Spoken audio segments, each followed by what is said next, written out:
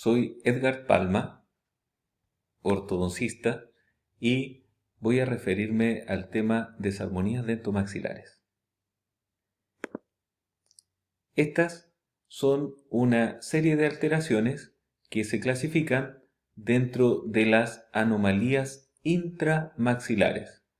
Referimos siempre esta clasificación biogenética debido a que agrupa a las anomalías de acuerdo a una connotación etiopatogénica, lo que aclara bastante su comprensión y también entonces es de gran utilidad.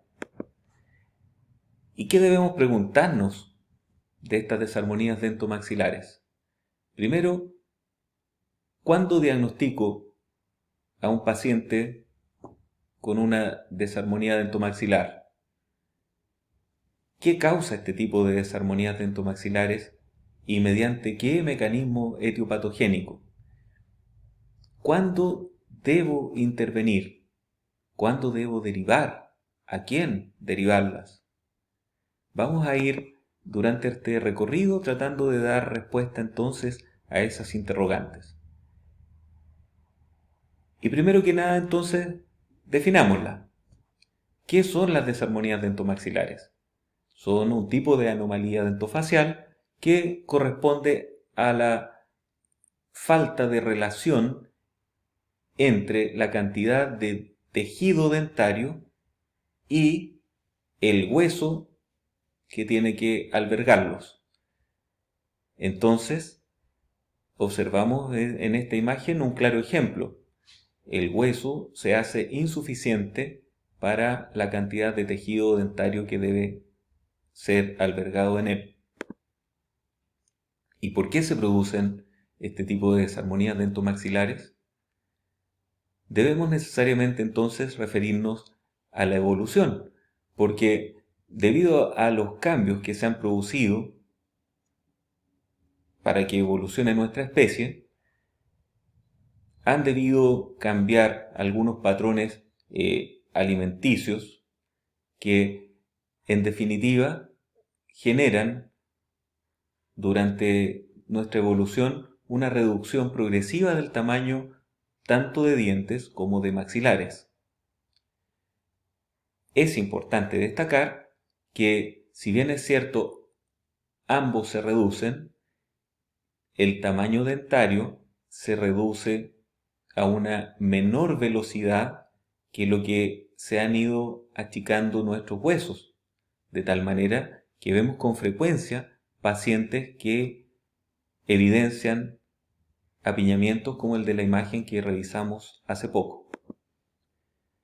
También evolutivamente han cambiado los arcos, porque en un comienzo eran como se aprecia en la parte inferior izquierda de la pantalla, donde los sectores laterales eran paralelos, sin embargo, se han ido modificando hasta llegar a una forma redondeada o parabólica, como se observa en el extremo inferior derecho.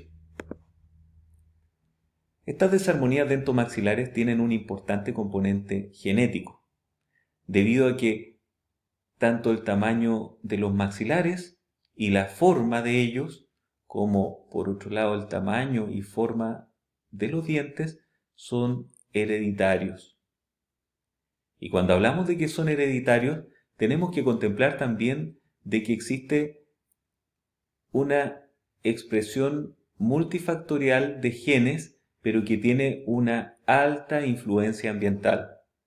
Por lo tanto, esta información genética que codifica tamaño y forma de dientes y de maxilares va a estar fuertemente influenciada por la consistencia, el tipo, cantidad de alimentación que nosotros consumimos. Y pasando entonces ahora a la parte clínica, ¿cómo evidenciamos la gran mayoría de estas desarmonías dentomaxilares? Las evidenciamos como un apiñamiento, debido a una discrepancia o falta de concordancia entre tamaño dentario y perímetro de arco. Entonces, a esto lo denominamos una discrepancia dentomaxilar negativa, cuando el continente óseo es insuficiente para la cantidad de tejido dentario que debe alojar. Y vamos a ver entonces una clasificación que hizo van der Linden por allá por el año 1974, donde divide a estas desarmonías dentomaxilares de acuerdo a el origen y el momento en que se producen. Entonces tenemos un apiñamiento primario, secundario y otro terciario. El apiñamiento primario tiene como etiología los factores genéticos, debido a que está determinado entonces una morfología dentaria y un tamaño que hace que se produzcan entonces apiñamientos a una edad temprana cuando ocurre el cambio de la zona incisiva. Esto es alrededor de los 6 a 8 años de edad. Mientras que otro tipo de apiñamiento sería el apiñamiento que ocurre a la edad de 8 a 11 años cuando se cambian los sectores laterales, vale decir, cuando comienza la erupción de caninos y premolares, porque por motivos ambientales, entonces puede ocurrir pérdida de tejido dentario que determine migraciones mesiales o, entendido de otra forma, pérdida de la zona de sostén de Courthouse.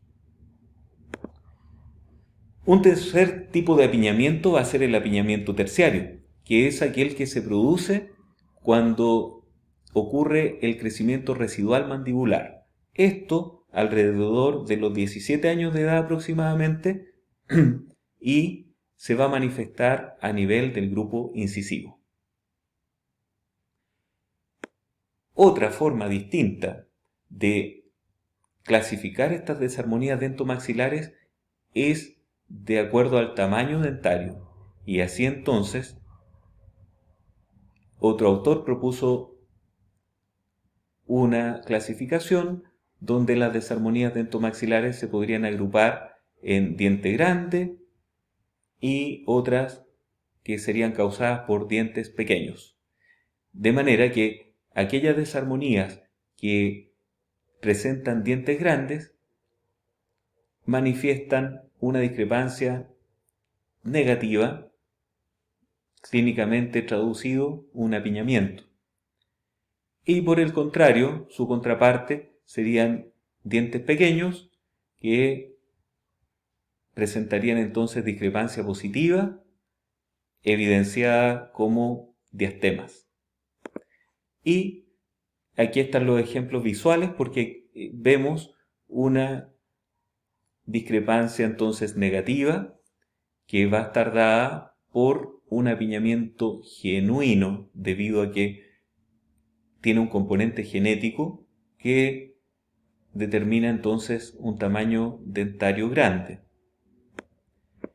Y la contraparte sería una dentadura espaciada genuina debido a que tenemos una morfología y un tamaño dentario que son pequeños. Y finalmente, para ir terminando, ¿qué hacemos nosotros? Como odontólogos generales, debemos primero que nada, como decía, comprender de qué se trata este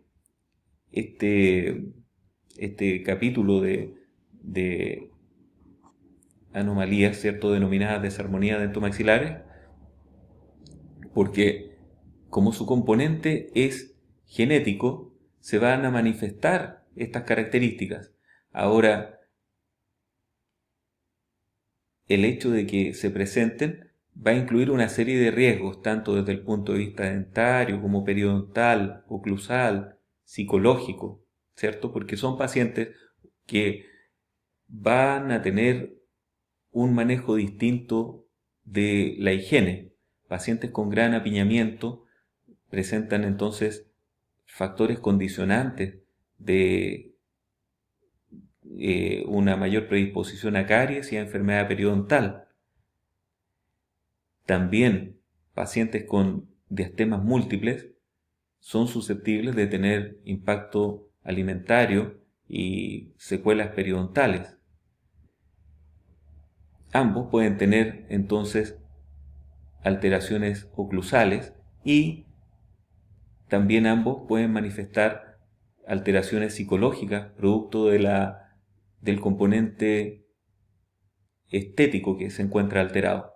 De tal manera que el odontólogo general debe entenderlo, debe saber orientar al paciente y también